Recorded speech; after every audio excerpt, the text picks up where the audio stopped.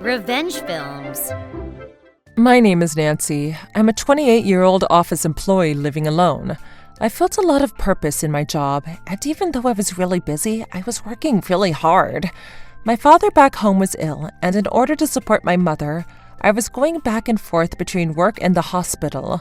I was repeating this very busy day-to-day for a while.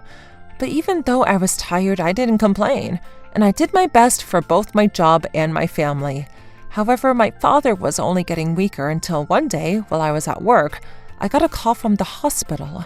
I was told that my father had finally been placed in an emergency situation, so I left my office early and rushed to the hospital. By the time I got there, my father had already lost consciousness, and in the last moments, my mother and I looked after him. I had a little brother 2 years younger than me, but ever since he got married, he moved into his wife Karen's family's home to live with her parents, and he stopped showing his face around our family.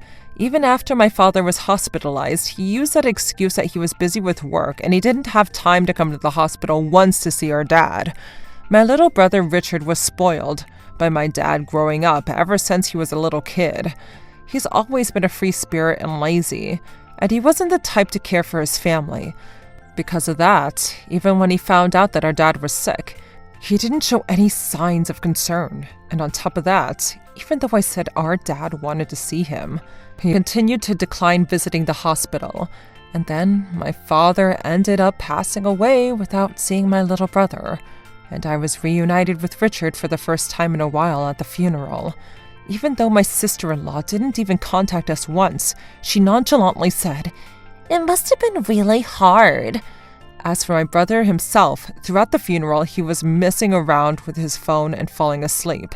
And as usual, he was free-spirited and without a care. In the end, Richard said that he had work or something, and he ended up leaving in the middle of the funeral. After that, my sister-in-law remained, and she was strangely trying to help all of us out at the funeral and started trying to suck up to me and my mother.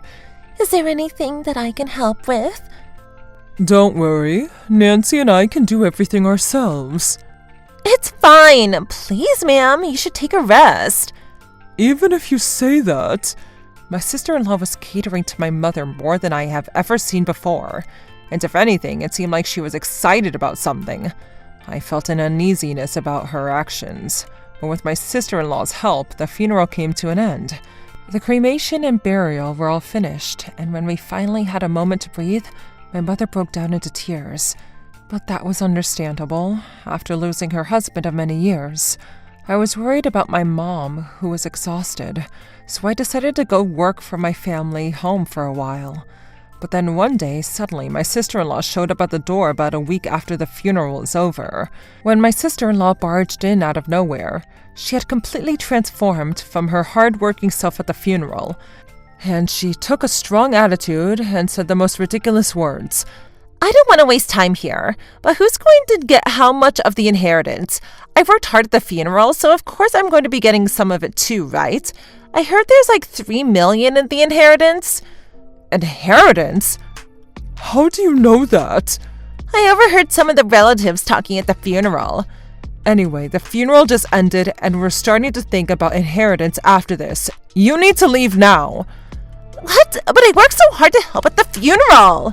I realized that the only reason she was trying to help so much at the funeral was solely because she was after the inheritance, and I was so over it that I couldn't even find the words. I only insisted that nothing was decided about the inheritance yet, and I pushed her out. My sister-in-law seemed frustrated and she went home. After that, my mother and I sat down to discuss the inheritance, and that was when my mother told me the shocking truth. And that was that my father had failed in business while he was alive, and because there was a loss of close to $3 million, she said that the actual inheritance that we would be able to receive was close to nothing. My mother knew about my father's debts, but she didn't say anything to me or my brother and supported my father by herself. That's why I decided that whatever was remaining of the inheritance should go all to my mother. On top of that, when my father found out that he didn't have much time left to live, he had gone to a lawyer to write an official will, and my mother knew that. On the will that she placed on the table, It said that not 1 cent of the inheritance would be going to my brother or his wife. When I realized that this was my father, showing his gratitude for me and my mother, supporting him through his difficult illness, I was overwhelmed with tears. After discussing it with my mother, now we had decided what's going to happen with the inheritance. I found any spare time I could from work and moved forward with the arrangements for the inheritance with my mother. It all went more smoothly than I expected, and my mother was successfully able to receive about $100,000 worth of inheritance. Thank you, Nancy. I am really saved. I'm going to take good care of what your dad has left me. As she said that, her eyes filled up with tears, and I was really thankful that my father had left a written will for us. I no longer needed to worry about my mother's retirement lifestyle. And just as I was relieved, my sister-in-law showed up once again at our door. And then she started confronting us and bombarding us with questions about the inheritance. Hello, I'm back. So what's happened with the inheritance? I didn't hear anything from you guys. I was getting tired of waiting. Why are you so concerned about the inheritance? That's none of your business, is it? It totally is my business. You inherited $3 million, didn't you? Well, we decided to build a house for $1 million and already signed the contract. So hurry up and give me my share. What? You signed a contract? That's right. It looked like my dream home is going to be a mansion beyond what I ever dreamed of. I'm so happy. Have to be grateful to my father-in-law. Even though while my father was sick in the hospital, my brother and his wife didn't show their faces at the hospital once. My mother and I were both shocked that they were expecting and relying on receiving the inheritance. I've already gotten rid of the inheritance. Excuse me? Who do you think is going to believe that? That's definitely a lie. There's no way that anybody would let go of an inheritance of $3 million. My sister-in-law refused to try to believe anything I said, so I decided to explain all of the details of the inheritance to her.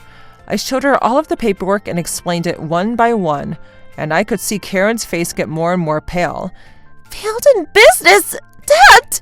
I haven't heard anything about this. Even if you hadn't heard about it, you didn't show your face at the hospital at all, so it's none of your business anyways, is it? You were hiding it, weren't you?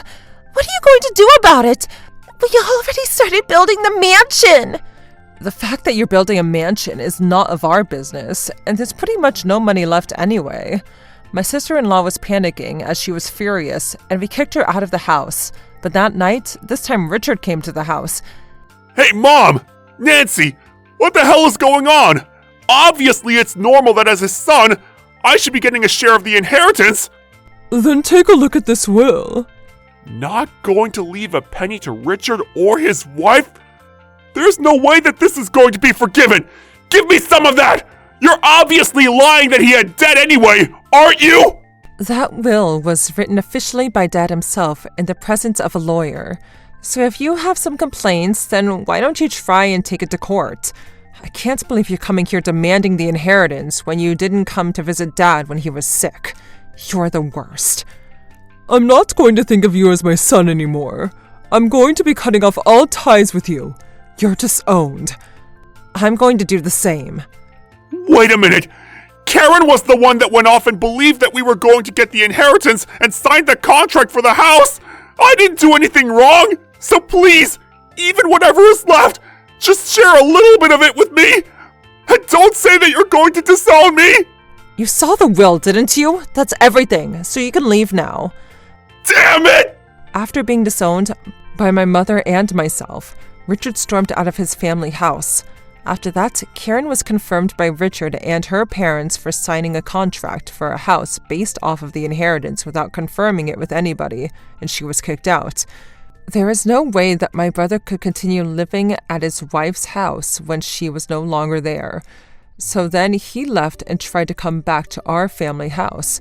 However, my mom was furious after the incident about the inheritance, and because she was serious about disowning him, she closed the door on my little brother, and he ended up without anywhere to go. In the end, my little brother and his wife's relationship fell apart, and they got a divorce. Because the loan for their new mansion was under both their names, they were both going to be stuck having to pay it back somehow. But neither of them would ever live in that dream house. As for Karen, because she was left with carrying a high debt, she was stuck having to work day and night around the clock, and when I happened to see her 2 years after the divorce, she was completely worn down and looked like a different person. A little while after my father passed away, my mother finally started to regain her strength, and I was able to move out of my family home and go back to my own house as I went back to my life.